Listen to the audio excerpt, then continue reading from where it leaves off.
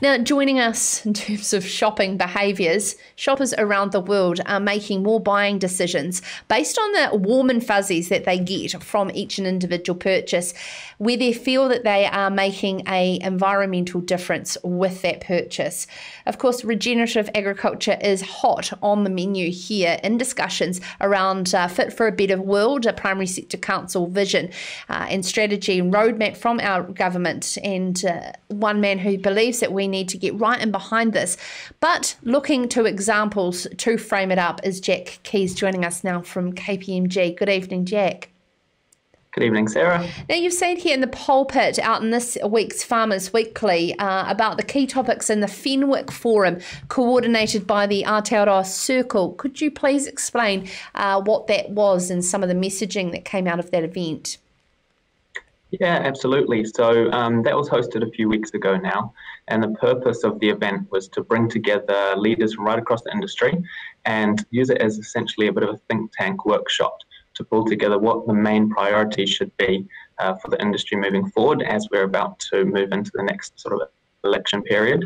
And two of the really strong themes that came through in both of the agriculture workshops and workshop streams were regenerative agriculture and a national food strategy.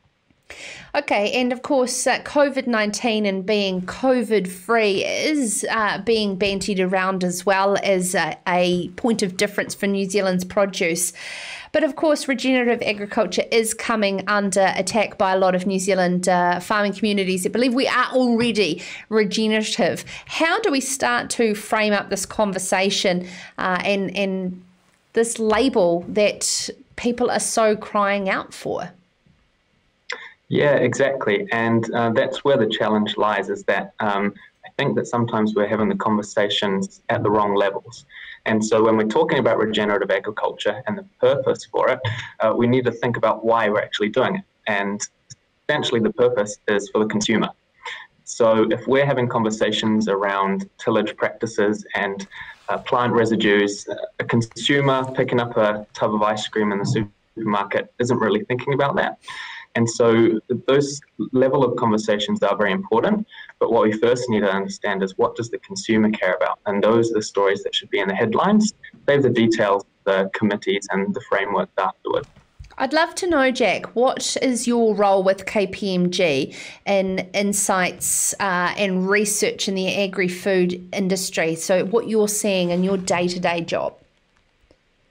Yeah, so in my role, I work closely with Ian Proudfoot, who's the global head of agribusiness at KPMG, and we coordinate KPMG's global network. So we're in touch with about 50 different countries and their agri leads around the world, as well as many different businesses and organizations. And what we're seeing is a lot of people want to go and try and achieve a premium now. Businesses in Ireland, businesses in the United States, businesses in Asia are trying to pull out their opportunities for premiums, and a lot of that comes into the environmental space.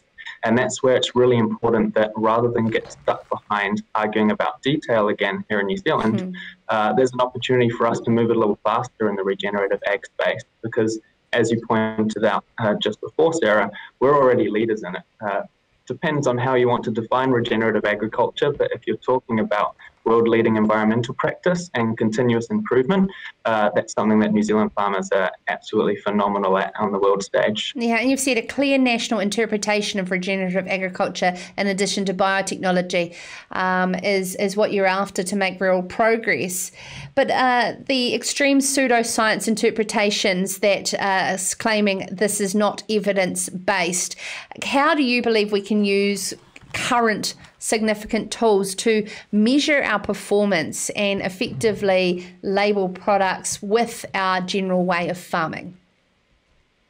Yeah, so some very good scientists in New Zealand have got concerns with regenerative agriculture, and that's completely understandable because there's some definitions of regenerative agriculture which would require practices which are less efficient and less environmentally friendly. But I guess the Collins Dictionary definition of regenerative agriculture is a great one, and it develop and improve to make more active, successful, or important. And that's what I think we need to look at in terms of regenerative, rather than trying to define it in this way that does have the level of detail. So when we're talking about it in terms of the consumer, I think we just need to be talking about improving what we did yesterday, doing a better job tomorrow, and what we did last year, doing a better job next year. And in terms of the tools we've got, the one area I have had a lot of experience is farm software, modelling tools, and that's internationally and in New Zealand. And I can pretty comfortably say that we are absolutely world leading. And though, again, we struggle with detail when it comes to Overseer or softwares like that, they are just so far ahead of what most other countries have. Tools like FarmX and Overseer, we've already got those here and available to use.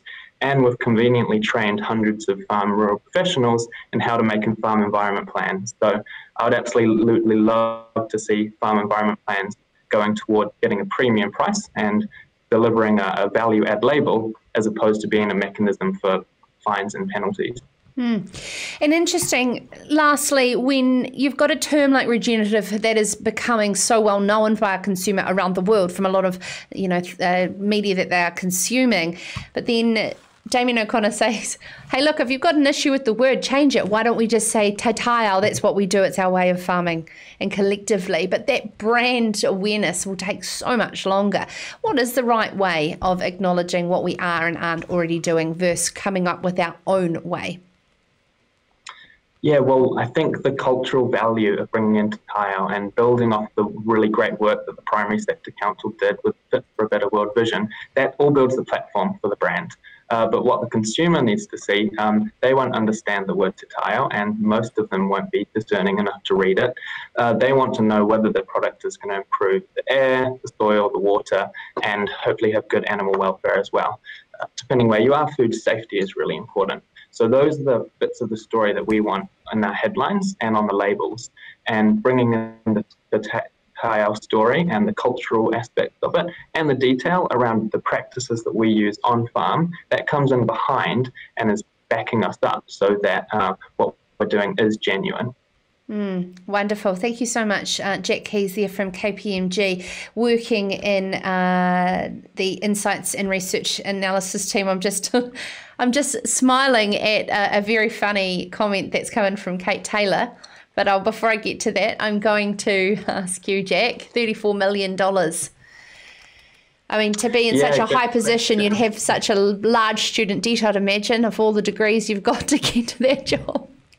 Well, conveniently, quick shout out to anyone who wants to get into agriculture. There's a lot of scholarships, and we could do with some more top quality talent coming into the sector. So conveniently, my student debt isn't too high, so I'm going to be investing in the High Country Station with you and Don. Mental health retreat sounds brilliant to me. Awesome. I think a syndicated New Zealand-owned High Country Station that everyone feels a part of, that's different from a national park, of course, or the equivalent. Thank you so much, Jack Keeys. This is Sarah's Country.